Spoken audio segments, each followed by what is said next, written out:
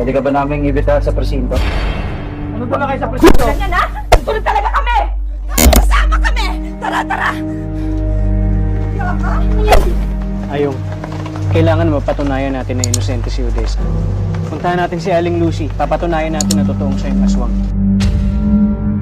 Tara, mas mabuti pa. Justin. Diyos ko. Bahay nga to ng aswang. Tsaka ito yung mga gamit ng aswang na kwento sa akin ng lola ko. Tsaka sabi niya rin, kapag pinatay mo isang aswang, magiging puno sila ng saging. Sige.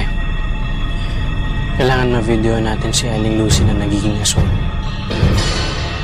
Kailangan mahanap natin siya. Akit ako. Sige, tignan ako sa likod. Bilisan mo baka lumakas yung ulan. Justin, mag-ingat ka. Ikaw din.